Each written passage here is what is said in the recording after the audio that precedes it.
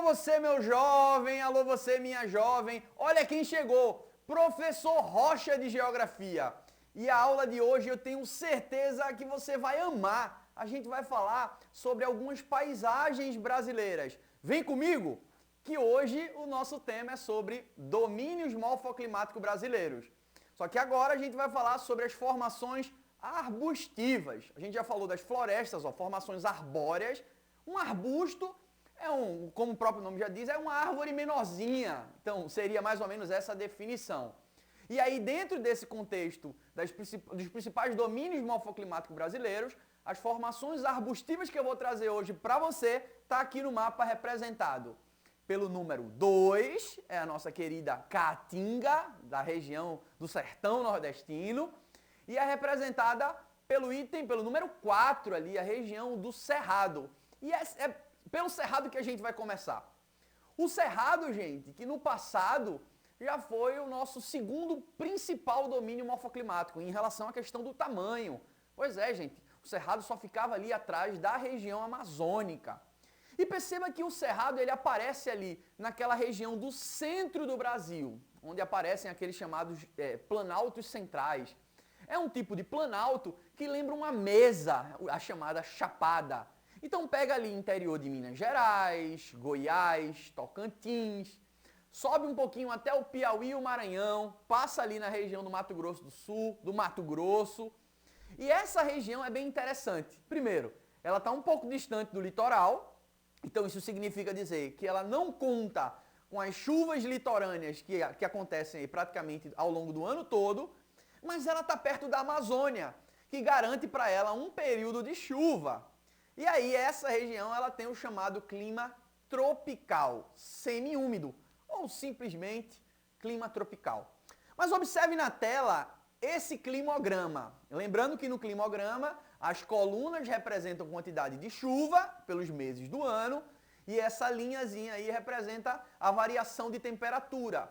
Veja que ao longo do ano o Cerrado ele conta com uma estação chuvosa, ali ó, janeiro, fevereiro, dezembro já começa ali a chover, que é o período mais quente, ou seja, o período do verão. Então, verão chuvoso nessa região do Cerrado. Já nessa parte aí do meio, ó, maio, junho, julho, agosto, o que é que você está vendo que acontece? As chuvas diminuem drasticamente. Então, confere aqui comigo, aqui na tela. Anote aí, o clima do Cerrado é um clima tropical, com chuvas de verão e o inverno seco. Engraçado que você aqui que é de Jabotão, você associa inverno com chuva. Realmente, na nossa cidade, as chuvas em geral ocorrem durante o período do inverno.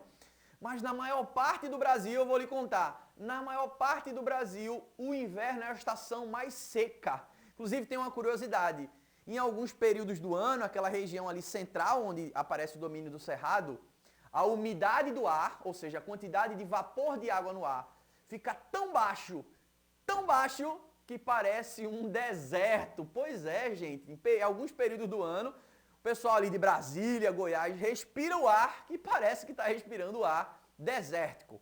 E aí pense comigo, um clima que tem chuva um período do ano e seca na outra.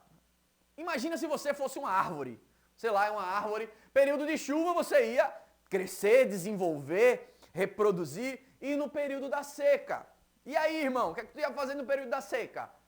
Tu ia conseguir crescer, se desenvolver sem água? Não. Então o Cerrado ele cria uma estratégia perfeita. No período da chuva ele cresce, reproduz. Já no período da seca ele tenta sobreviver. E olha que linda a paisagem. Você dá para perceber que isso não pode ser uma floresta. Mas não pode ser uma floresta porque não existe chuva suficiente para ser uma floresta. Mas você tem algumas árvores, inclusive árvores lindas. Tem uma árvore que eu amo, que é o chamado ipê. Depois tu coloca aí. Ipê tem amarelo, tem roxo. É uma árvore típica dessa região. Também aparece em outros domínios brasileiros. Mas olha, no período da seca, você está vendo, ó, plantinhas, muitas delas sem folhas, certo? Arbustos, árvores separadas. E algumas até tá verde. Mas como é que é isso? Eu costumo dizer que o Cerrado, voltando aqui na tela, ele funciona como se fosse uma floresta ao contrário, de cabeça para baixo. Porque no período da seca, quando a água não vem do céu, as plantinhas procuram água no solo, no chão. As raízes das plantas do cerrado são raízes profundas, que além de absorver nutrientes, elas vão buscar água lá embaixo e assim elas conseguem sobreviver no período mais seco. Nem parece a mesma vegetação, nem parece o mesmo domínio. Olha o que acontece no período da chuva. As plantas ficam todas verdinhas. Uma curiosidade, gente, você está vendo aí que algumas árvores do cerrado elas possuem aí troncos retorcidos. Isso é uma característica da região. Há quem diga que é pelo fato dos solos serem ricos em alguns minerais, como alumínio, como o próprio zinco. Há quem diga também que isso é feito das queimadas, porque durante o período seco, toda essa vegetação rasteira, vamos falar o nome chique, vegetação herbácea, rasteira, ela seca e é muito comum ter incêndios nessa região.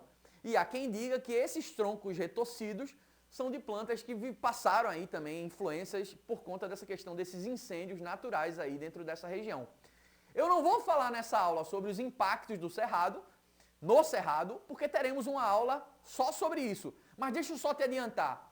O cerrado, ele, junto com a Mata Atlântica, ele entrou numa lista que não é muito agradável, uma lista chamada de hotspot. Pontos quentes são lugares no planeta que estão ameaçados de desaparecer. Eu até baixei o tom da voz, porque chega a dar uma tristeza, né? Lugares que estão ameaçados de sumir da natureza.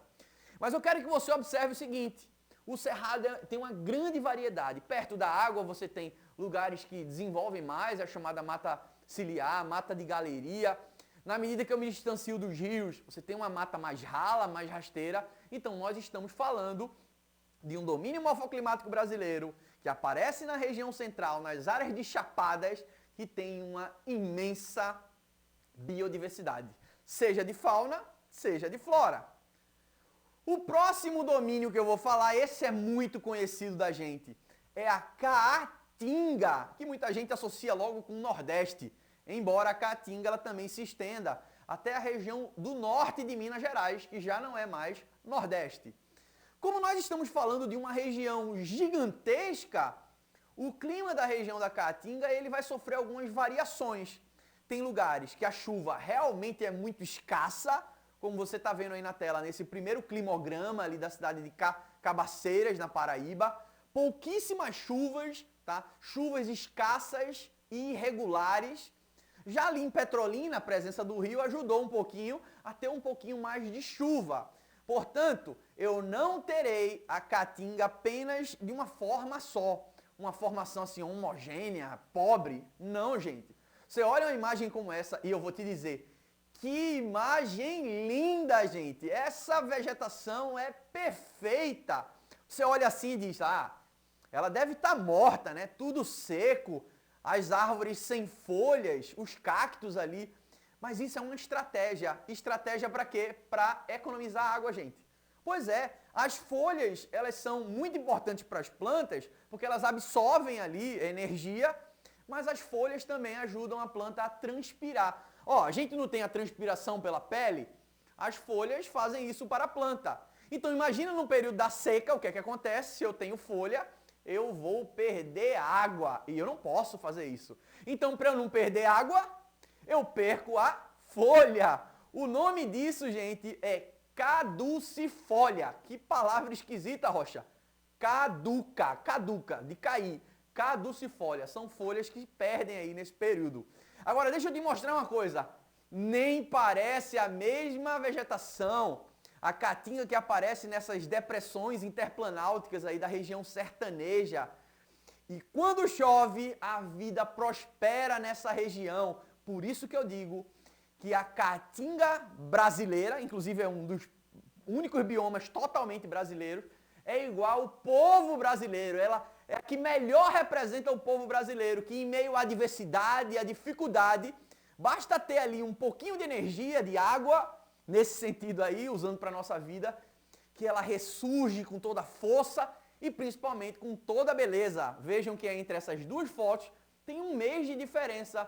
E um mês de diferença, bastou cair algumas quantidadezinhas ali de chuva, que a caatinga nordestina, caatinga brasileira, ela se transforma numa região extremamente incrível. Inclusive, aparentemente parece ser um domínio pobre, mas não é não, gente.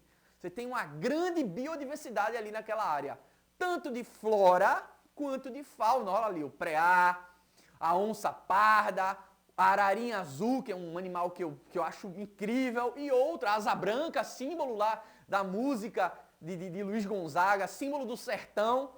Então conheça mais sobre essa vegetação, sobre esse domínio incrível. E é sobre isso que eu gostaria de propor um desafio para você. Olhe para mim aqui, olhe para mim. Eu quero que você pesquise a origem dos nomes. Cerrado, de onde vem? Caatinga, de onde vem essa palavra? Ela vai revelar muito, mas muito sobre esses dois domínios morfoclimáticos. E aí eu encerro minha aula com essa imagem linda desse ipê amarelo florido. É uma das árvores mais bonitas do Brasil. E assim, se você gostou da aula, valeu! Espero você lá nas próximas aulas e que Deus abençoe cada um de vocês. Aqui é Geografia, aqui é Rocha, TV Escola Jaboatão. Valeu!